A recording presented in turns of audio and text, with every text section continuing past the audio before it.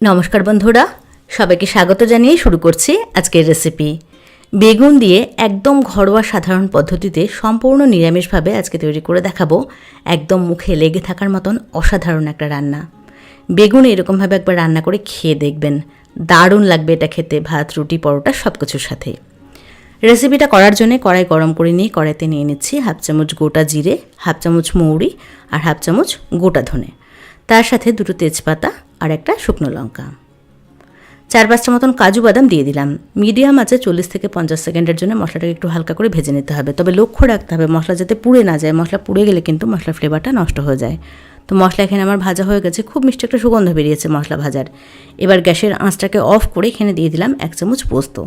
পোস্তটাকে গরম কড়াইতে জাস্ট 15 থেকে 20 সেকেন্ড একটু নাড়াচাড়া করে নিয়ে মশলাটাকে পুরোপুরি প্রথমে ঠান্ডা করে নেব, কড়াই থেকে নামিয়ে তারপরে ঠান্ডা হয়ে যাওয়া মশলাটাকে মিক্সির জারে নিয়ে মিক্সিটাকে একদম হাই স্পিডে 10 থেকে 15 সেকেন্ড চালিয়ে একটু দরদরে করে প্রথমে মশলাটাকে বেটে নিয়েছি। তারপরে পরিমাণ মতন জল দিয়ে একদম মসৃণ করে মশলাটাকে আমি তৈরি করে নিয়েছি। মশলার পেস্ট কিন্তু রেডি হয়ে গেছে। এবার কড়াই বসিয়ে কড়াইতে নিয়ে নিচ্ছি সর্ষের তেল, বেশ খানিকটা পরিমাণে, তেলের পরিমাণটা একটু বেশি লাগবে আর এই রান্নাটা সর্ষের তেল দিয়ে ভালো হবে।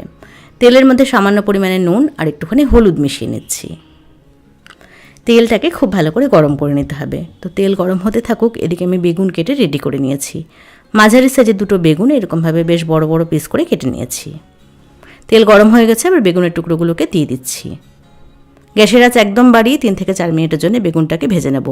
বেগুন কিন্তু বেশি নরম করে ভাজবো না বা কম আঁচে ঢাকা দিয়ে দিয়ে ভাজবো না, বেগুনটাকে একদম হাই আছে 3 থেকে 4 মিনিটের জন্য একটু হালকা করে ভেজে নেব। বেগুন বেশি লালচে করে ভাজার দরকার নেই বা বেশিক্ষণ ভাজার দরকার নেই, জাস্ট একটু হালকা করে ভেজে নিতে হবে যাতে করে বেগুনের কাঁচা গন্ধটা বা কাঁচা ভাবটা চলে যায়।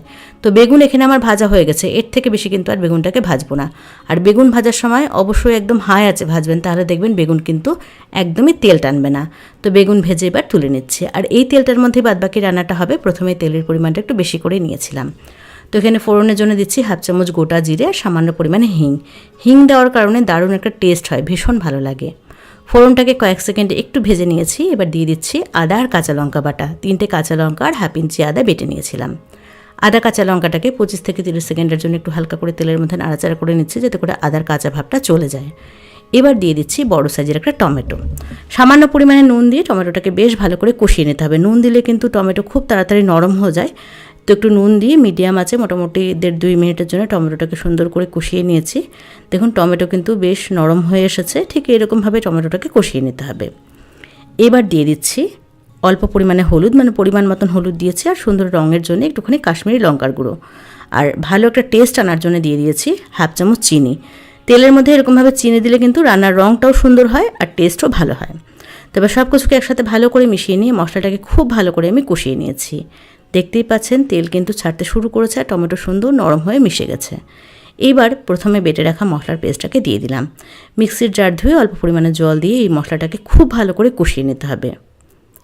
মিডিয়াম আছে মোটামুটি 4-5 মিনিট সময় নিয়ে মশলাটাকে খুব ভালো করে আমি কষিয়ে নিয়েছি। দেখুন মশলার কালারটা কিন্তু একদম চেঞ্জ হয়ে গেছে আর তেলটা ছাড়তে শুরু করেছে। ঠিক এরকমভাবে মশলাটাকে সুন্দর করে কষিয়ে নিতে হবে। মশলা কষানো হয়ে গেছে, এবার আগে থেকে ভেজে রাখা বেগুনটাকে দিয়ে দিলাম।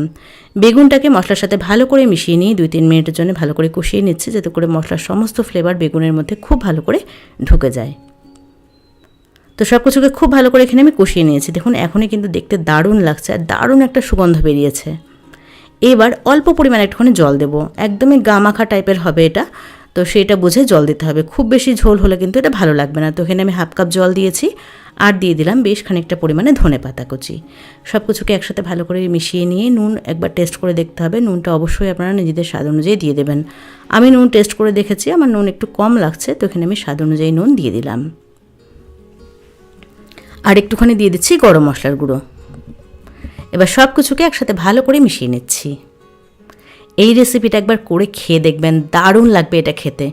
এত সুন্দর ফ্লেভার হয় না, ভীষণ ভালো লাগে ভাত, রুটি, পরোটা সব কিছুর সাথে। তো সব কিছুকে ভালো করে একসাথে মিশিয়ে নিয়ে মিডিয়াম আছে জাস্ট 3-4 মিনিটের জন্য ঢাকা দিয়ে রেখেছিলাম। বেগুন কিন্তু সহজেই সেদ্ধ হয়ে যায়।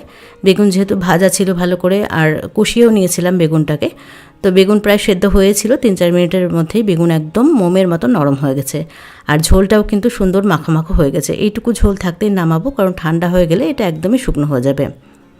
ব্যাস তৈরি হয়ে গেল অসাধারণ স্বাদের বেগুন মশলা। তো কেমন লাগলো আজকের রেসিপি সেটা অবশ্যই আমাকে কমেন্টস করে জানাবেন। ভিডিও ভালো লাগলে একটা লাইক করবেন আর চ্যানেলটাকে সাবস্ক্রাইব করবেন।